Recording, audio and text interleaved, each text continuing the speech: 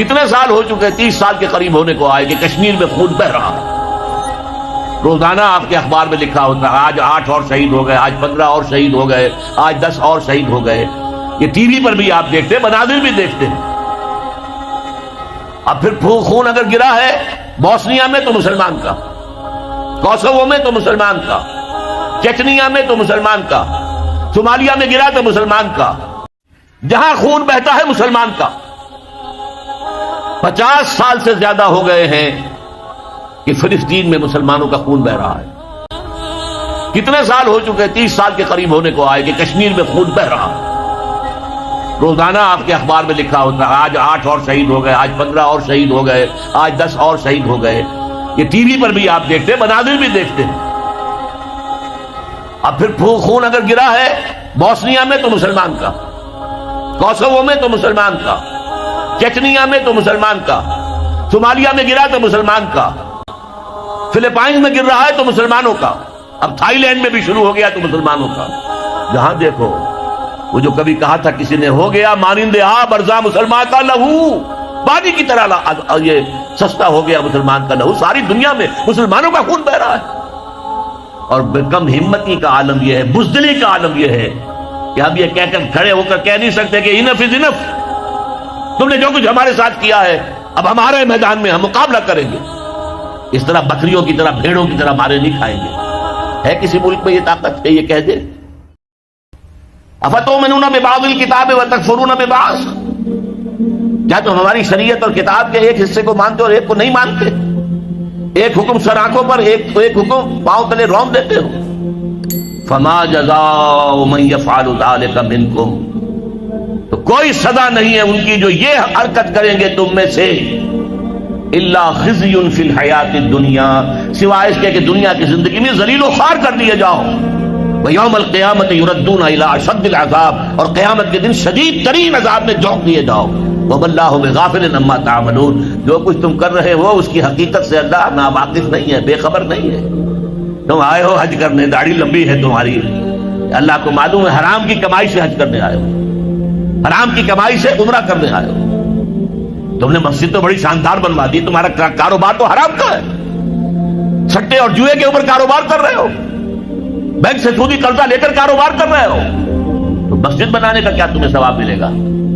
اللہ تعالیٰ کو تو نفقات جو ہیں، صدقات و نفقات صرف وہ قبول ہیں جو پاک اور حلال کمائی سے ہو۔ حرام کی کمائی سے تم نے کچھ بھی لٹا دیا ہو، اللہ کو ایک ڈھیلے کی اس کی طاقت نہیں۔ اب اس میں 2 سزائیں بیان کی ہیں۔ فما جزاء من یفعل ذلک منکم الا خزی فی الحیات الدنیا، تم میں سے جو کوئی بھی یہ حرکت کرے گا کہ دین کے ایک حصے پر عمل ایک پر نہیں ہے، اس کی سزا اس کے سوا کچھ نہیں ہے کہ دنیا کی زندگی میں ذلیل و خوار کر دیے جائیں۔ یہ تو نقد ہے جو دنیا میں ملتا ہے، اور آخرت میں جو سزا ملے گی وہ یوم القیامت یردون الی اشد العذاب، اور قیامت کے دن شدید ترین عذاب میں جھونک دیے جاؤ۔ اب آپ دیکھیے پہلا عذاب تو ہماری نگاہوں کے سامنے ہے، ہمارے ماتھے پر لکھا ہوا ہے۔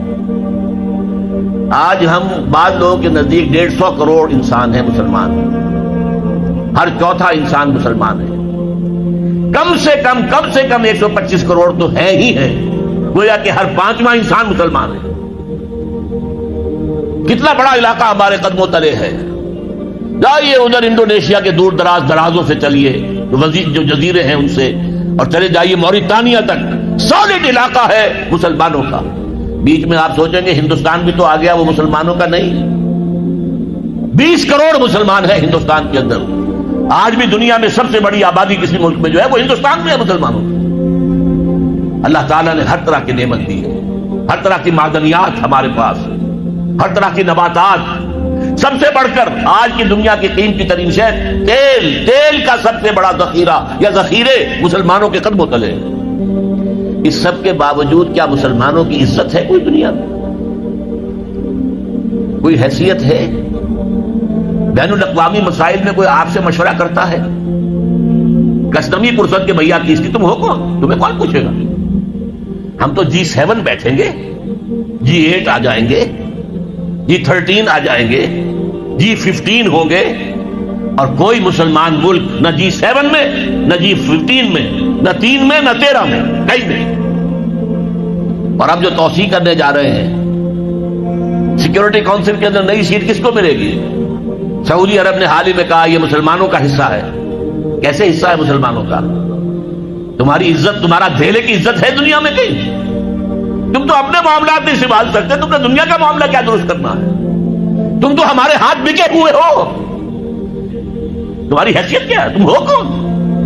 تو یہ عزت کیوں آ گئی؟ کیوں نہ رہی ہماری؟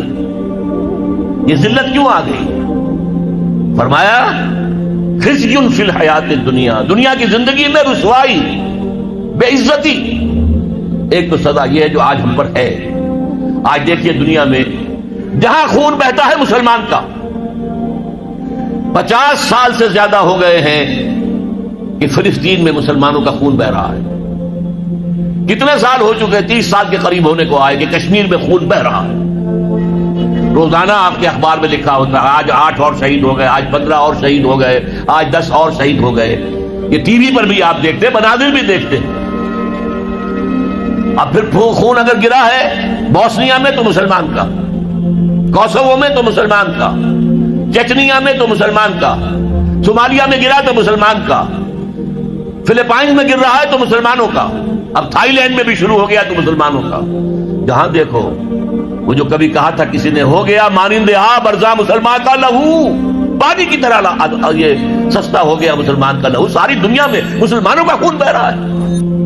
اور کم ہمتی کا عالم یہ ہے، بزدلی کا عالم یہ ہے کہ اب یہ کہہ کر کھڑے ہو کر کہہ نہیں سکتے کہ انف از انف، تم نے جو کچھ ہمارے ساتھ کیا ہے اب ہمارے میدان میں ہم مقابلہ کریں گے. اس طرح بکریوں کی طرح، بھیڑوں کی طرح مارے نہیں کھائیں گے. ہے کسی ملک میں یہ طاقت ہے یہ کہہ دے؟ ہاں بیچارے کچھ جانے وہ اپنی جان دے کر اپنا سوسائڈ بمبنگ سے اپنے آپ کو اڑا کے 8-10 کو اور اڑا لیتے بس، اور کیا. لیکن وہاں تو بمبارڈمنٹس ہوتی تھی. اسرائیل میں جو کچھ ہوا ہے، فلسطین میں بلڈوزر آ رہے ہیں، محلے کے محلے سب گھر جو ہیں وہ مسمار. ایک امریکہ کی عورت آئی ہوئی تھی صحافیہ، وہ کہیں بیٹھ گئی بلڈوزر کے سامنے کہ نہیں گرانے دوں گی میں یہ مکان، وہ اس کو بھی کچل کے رکھ دیا. یہ حال تو دنیا میں تو جو ایک بے عزتی والا عذاب ہے. فما جزاء من يفعل ذلك منكم الا خزي في الحیات الدنیا، دنیا کی زندگی میں رسوائی، بے عزتی. اب یوم القیامہ جو ہے مستعد تو ہم اسی کے ہو چکے ہیں کہ شدید ترین عذاب میں جھونک لیے جائیں. وَيَوْمَ الْقِيَامَةِ يُرَدُّونَ إِلَىٰ أَشَدِّ الْعَذَابِ. لیکن اللہ کی رحمت اس سے امید ہے، بخش دے ہمیں. اللہ کی رحمت جو ہے ہمیں اپنے سائے میں لے لے تو بات دوسری ہے، ورنہ مستعد تو ہم اس کے ہو چکے ہیں. لیکن پھر غیر عرب مسلمانوں میں اس وقت روئے ارضی پر سب سے بڑی مجرم قوم 10 کروڑ مغربی پاکستانی ہے. یہ میں ڈنکے کی چوٹ کہہ رہا ہوں اور بہت عرصے سے کہہ رہا ہوں، اس لیے کہ ہم وہ لوگ ہیں کہ جنہوں نے اسلام کے نام پر ملک بنایا. کوئی ملک دوسرا دنیا میں اس وقت اسلام کے نام پر نہیں بنا. ہم وہ لوگ ہیں پاکستان بنانے کے لیے لاکھوں جانیں مسلمانوں کی کلمہ گوؤں کی گئیں اور ہزاروں عصمتیں لوٹیں، اور نہ معلوم کتنی مسلمان لڑکیاں اور عورتیں جو ہے رہ گئی پھر بھی ہمیشہ سکھوں کے پاس، اور وہ آئی نہیں پاکستان اس اسلام کے نام پر. اور کیا کیا ہے ہم نے؟ 46 برس ہو گئے، اس کہاں اسلام ہوا.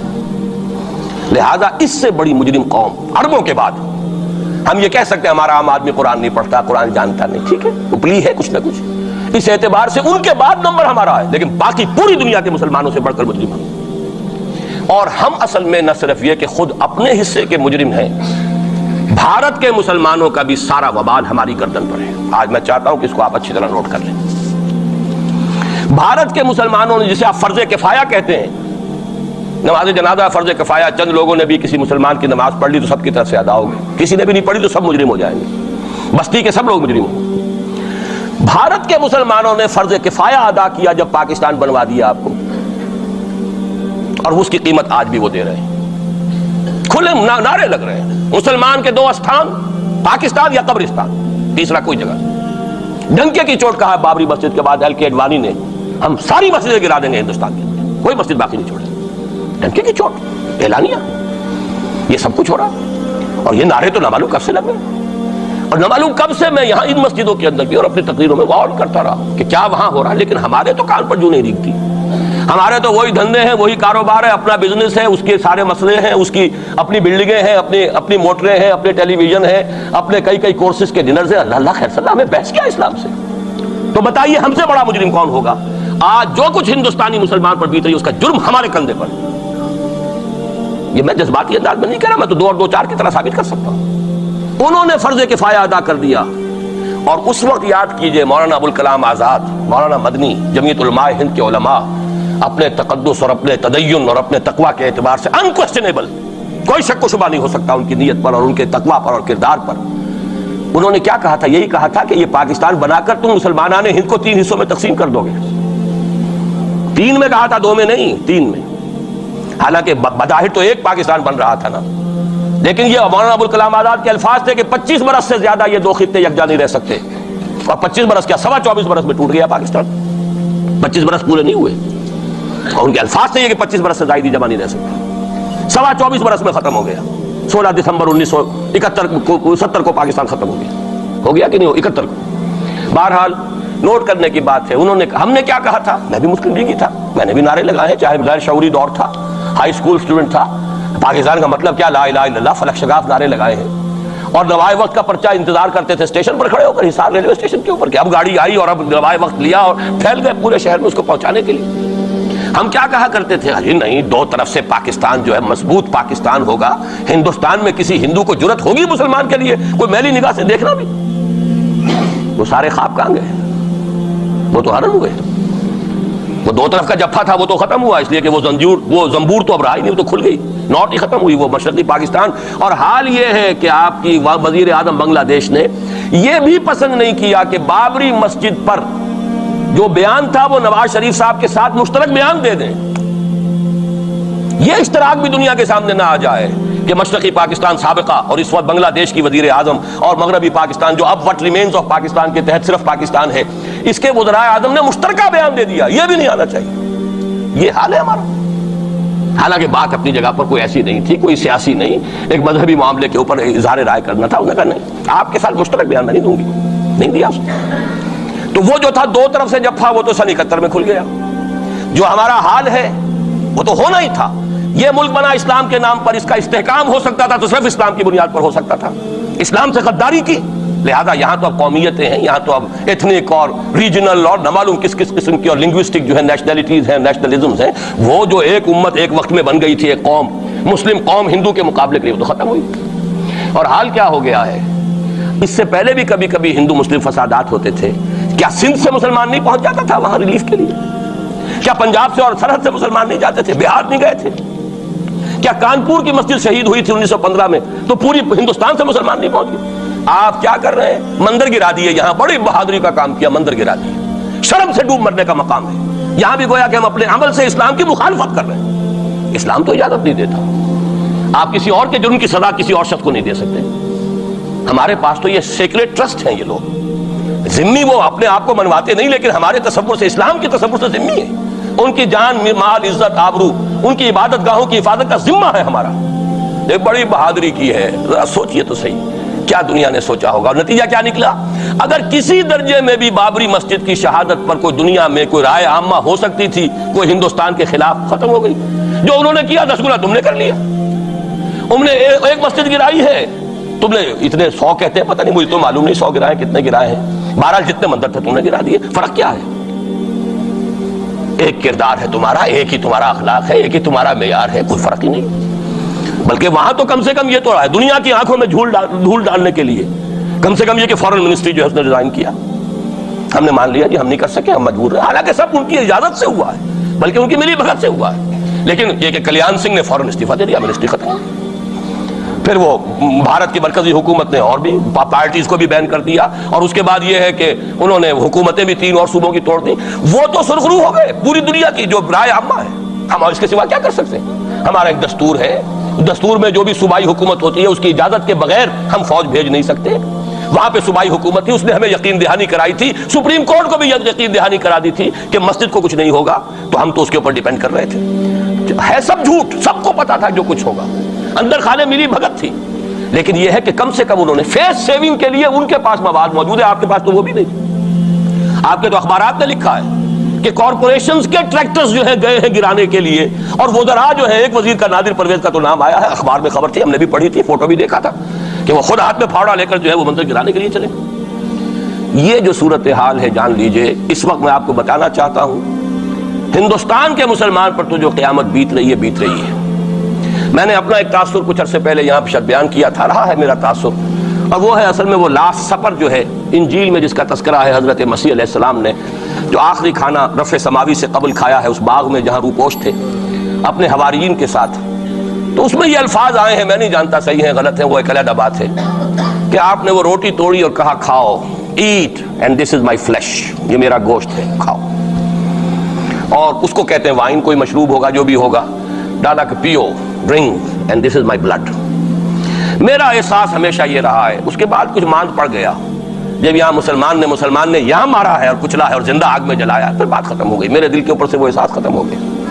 وہاں ہندو کے ہاتھوں جب مسلمان کے ساتھ یہ کچھ ہوتا تھا تو پھر جب میں کھانا کھاتا تھا محسوس کرتا تھا کہ میں ہندوستانی مسلمان کا گوشت کھا رہا ہوں اور ہندوستانی مسلمان کا خون پی رہا ہوں۔ یہ ہمیں عیش جو یہاں حاصل ہے، جو آرام حاصل ہے، جو ہمیں یہاں پر سہولتیں حاصل ہیں، جو معاشی اس کی کاسٹ پر ہے۔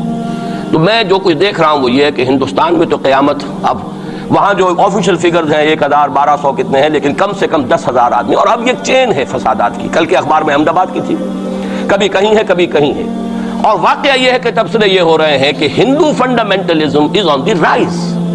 یہ جو کچھ ہوا ہے، جتنا بھی اس کے اندر ان کو گرایا گیا ہے، ان کی حکومتیں گرائی گئی ہیں، اس سے انہیں تقویت حاصل ہو رہی ہے۔ They are getting stronger and stronger. Congress کے لیے اب اپنی جو ہے جان بچانی مشکل ہے، اور اس وقت سب سے بڑا ان کے لیے جو ہو گیا وہ یہ ہے کہ وہ کمیونسٹوں کی سپورٹ کے بغیر چل نہیں سکتے، اور کمیونسٹ جو ہے وہ ان کی جو اس وقت وہ امریکہ کے زیر اثر جو اپنی اکنامک پالیسیز چینج کر رہے ہیں اس کا ساتھ دینے کو تیار نہیں، تو یہ ڈائلیما ہے۔ جبکہ ادھر جو ہے وہ بالکل جو ہندو ذہن ہے وہاں کا ریوائولسٹ ذہن وہ پوری طریقے سے قائم ہے۔ تو اب اس وقت میں اس کے حوالے سے عرض کر رہا ہوں کہ ہندوستان اور پھر پاکستان کو علیحدہ نہ سمجھیے، اس لیے کہ ہندوستان کو اگر انہوں نے مسلمانوں سے یا اسلام سے خالی کرا لیا تو پھر ان کے بعد ان کا ٹارگٹ جو ہے پاکستان تو ہے ہی ہے، ہم تو ان کے ٹارگٹ نمبر 1 ہیں۔ ذہناً انہوں نے کبھی پاکستان کو تسلیم نہیں کیا، اور ہمارا اب ساتھی ہے کون؟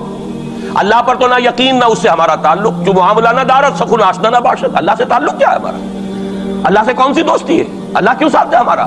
ہم تو مجرم ہیں نمبر 1 اس کے، اور باقی دنیا میں جن پر سہارا تھا، جن پہ تکیہ تھا، وہی پتے ہوا دینے لگے۔ وہ تو بالکل امریکہ کی پالیسی معلوم ہوتی ہے کہ ہمیں تو ہاتھ پاؤں باندھ کر جیسے ہندو کے سامنے ڈال دیا جائے۔ کبھی وہ ٹیررسٹ اسٹیٹ قرار دینے کی دھمکی آ جاتی ہے، فیلرز کی شکل میں آ جاتی ہے۔ یہ فیلرز دیے جاتے ہیں اس لیے تاکہ بات پہنچ جائے۔ اگر صرف بات اس طریقے سے انڈائریکٹلی پہنچنے سے مطلوبہ مقصد حاصل ہو جائے تو خام خواہ براہ راست کہنے کی ضرورت کیا ہے؟